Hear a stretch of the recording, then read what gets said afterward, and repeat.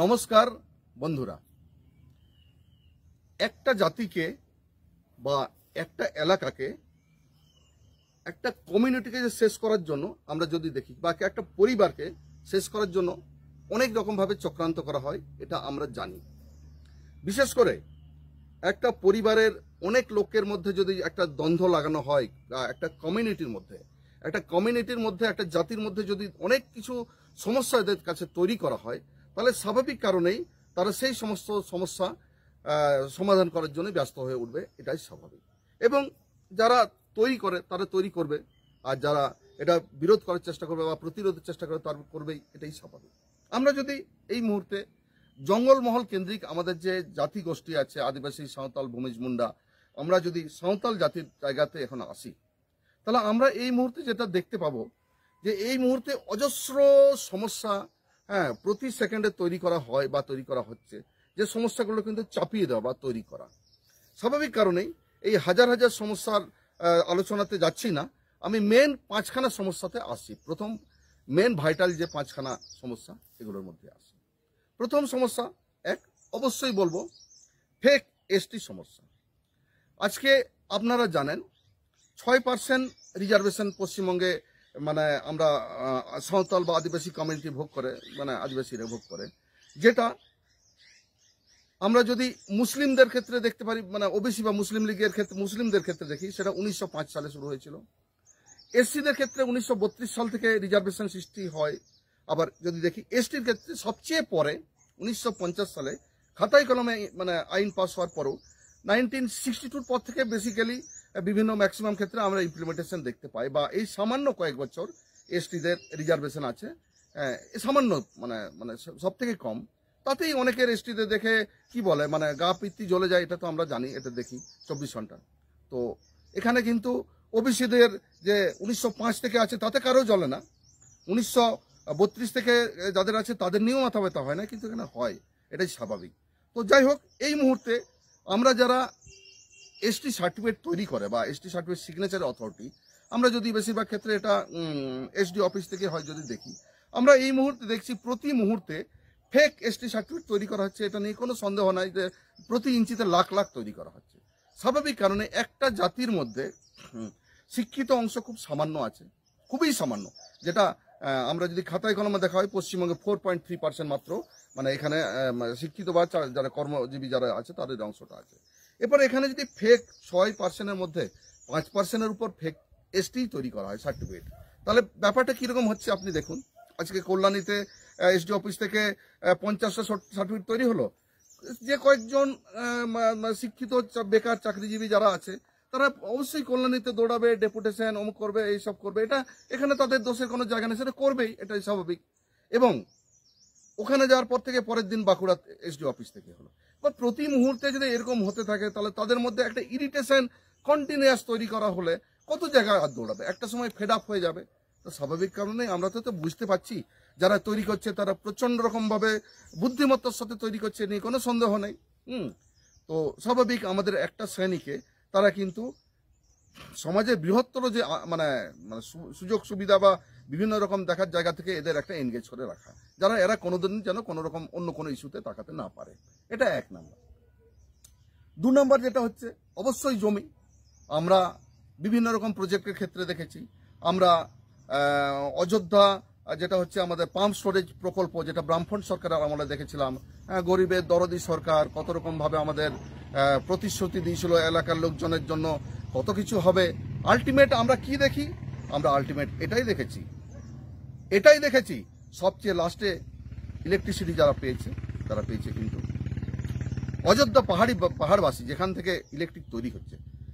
CSR benefit, শিক্ষা থেকে শুরু করে যা কিছু আছে সব তো শুধু কলকাতার জন্যই হয়, কিন্তু পুরুলিয়াবাসী যাদের জন্য, যাদের এলাকা, তাদের জন্য কিছু হয়নি, বা হবেও না, হয়তো হওয়ার কোনো জায়গাও নেই। আর একই রকমভাবে আমরা দেখেছি পুরুলিয়া আমাদের যে সেচ প্রকল্প, যেটা মুকুটমণিপুর, সেখানেও আমরা আদিবাসীদের যাদের বিতাড়িত করা হয়েছে আমরা কোনো কিছু দেখি। শুধু 80% আদিবাসী ভারতবর্ষের যাদের জায়গা থেকে রিপ্লেস করে শুধু প্রজেক্ট হয়, বিনিময়ে কিছুই দেওয়া হয় না। স্বাভাবিক কারণে আজকেও দেখছি, আজ দেউচাই বলুন আর দেউচা পাইতে অযোধ্যায় বলুন, আবার সেই জমি দখলের ছক কলকাতার কোনো না কোনো মানে উচ্চস্তরীয় কাউকে পাইয়ে দেওয়া আর এখানকার লোকজনদের ভিখারি করে তাড়িয়ে দেওয়া, এই যে নীতি, স্বাভাবিক কারণেই এখানেও এরা ব্যস্ত হয়ে পড়বে জমি রক্ষার জন্য। তাহলে একটা অংশ গেল ইয়ের ক্ষেত্রে, আপনার ইয়ের জন্য, আপনার হচ্ছে চাকরির ক্ষেত্রে কর্মসংস্থান, একটা জমির ক্ষেত্রে।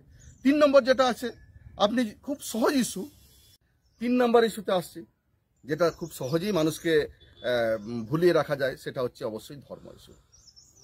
আমরা জানি আদিবাসীদের আমরা সে অর্থে কোনো লিখিত, মানে আমরা হচ্ছে কি বলে, মানে প্রকৃতি পূজারী ছাড়া সে অর্থে কোনো নাম কেন্দ্রিক কোনো ধর্ম আমাদের মধ্যে সেরকম কোনোদিনই প্রয়োজন হয়নি। বা 1991 থেকে 2011 সেন্সাস দেখলে আমরা যদি পশ্চিমবঙ্গে দেখি, এখানে প্রায় 116টার মতো ধর্ম বিভিন্ন রকম সন্তানরা লিখেছে।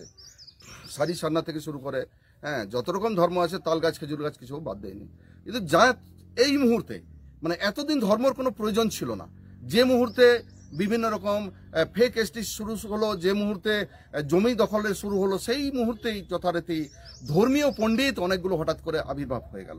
এবং যে ধর্মীয় পণ্ডিতরা সকাল থেকে সন্ধ্যা শুধু সাঁওতালদের একবার সারি, একবার সারনা, একবার অমুক, কত রকম ধর্মের মধ্যে বিভেদ করার জায়গা তৈরি করল।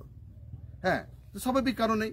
এবং এটার পেছনে যে কাদের কাদের প্ররোচনা আছে, কোন কোন মন্ত্রী কোন কোন স্টেজে কোন বিয়ের জন্য দিয়েছে, সেগুলো রেকর্ড কিন্তু আমাদের কাছে আছে। হ্যাঁ, কারা প্রমোট করছে, তো যাই হোক, তারা করতেই পারে।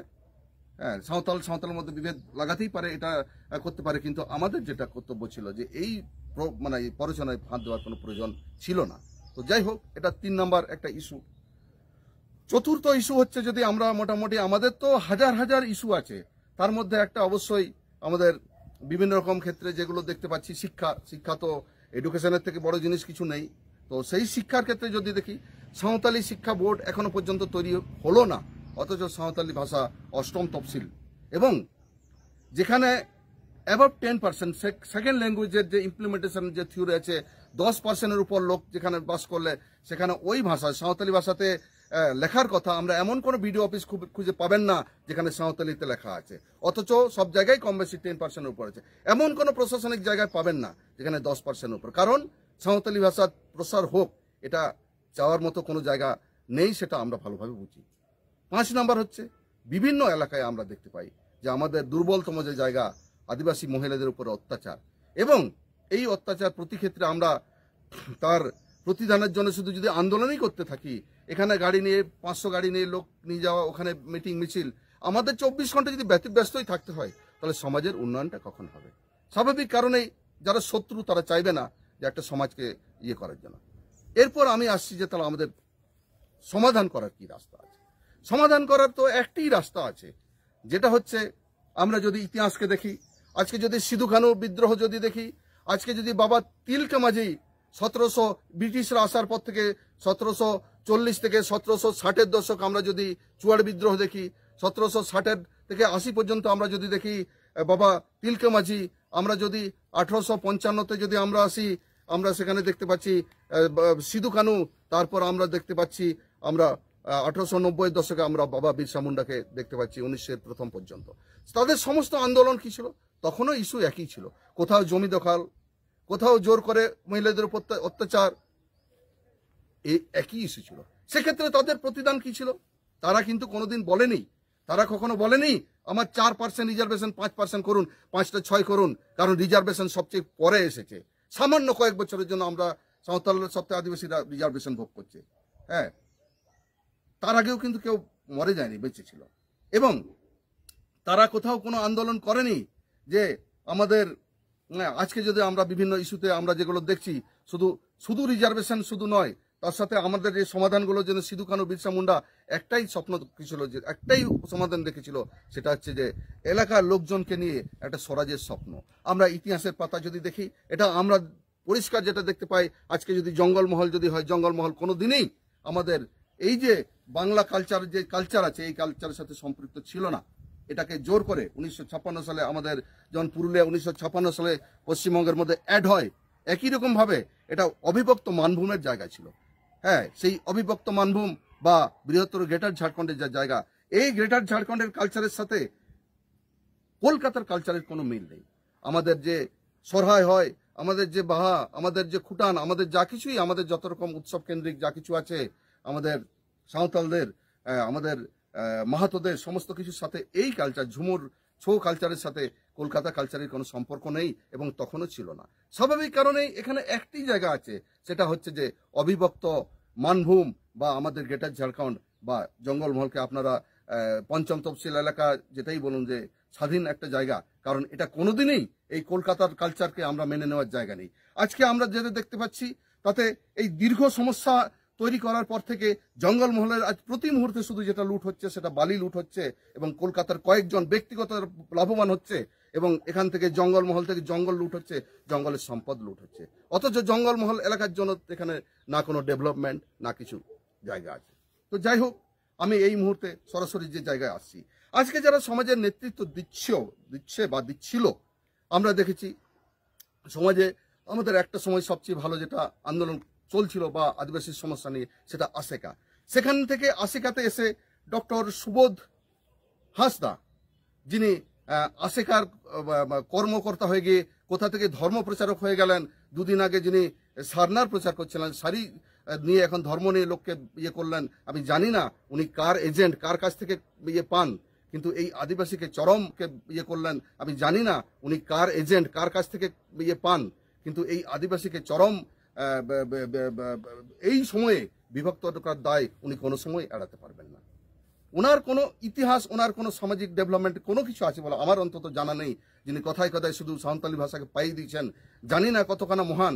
তো সিধু কানুদের থেকেও যদি মহান হন, সাঁওতালদের একটা ইস্যু, জল জমি জঙ্গল বা আমাদের যে স্বাধীন গ্রেটার ঝাড়খণ্ড বলুন আর যেটা হচ্ছে আমাদের স্বাধীন জঙ্গলমহলই বলুন, এটার বাদ দিয়ে, সিধু কানুদের বাদ দিয়ে উনি নতুন কোনো থিওরি চালু করছেন, ওনাদের থেকে বড় পণ্ডিত হয়ে থাকলে ওনাকে অবশ্যই নমস্কার। তারপর আমরা অবশ্যই আসবো ভারত জাকাত মাঝি পারগানা মহল, আমাদের যে পনত পারগানা বাবা, দিসম পারগানা বাবা বা যিনি আমাদের হচ্ছে বাদল কিস্কু, একই জায়গায় আন্দোলনটাকে নিয়ে যাচ্ছিলেন যথারীতি। পঞ্চম তফসিল কেন্দ্র করে জঙ্গলমহলের সমস্ত ইস্যু একটা ইস্যুতেই শেষ হয়, সেটা হচ্ছে যদি স্বাধীন এলাকা আপনার যদি ডিক্লার হয়, আপনিই হবেন এখানকার শাসক। আপনার যে পঞ্চম তফসিল, এটা অলরেডি এটা সংবিধান স্বীকৃত এবং আমাদের এলাকাটা ব্রিটিশদের, আমরা যদি ব্রিটিশ এম্পায়ারেও যদি আমরা দেখি, এটা কোনো সময় আমাদের জঙ্গলমহল কিন্তু কলকাতা কেন্দ্রিক শাসনের অন্তর্গত ছিল না, এটা স্বাধীন মানভূম প্রভিন্সের অন্তর্গত ছিল।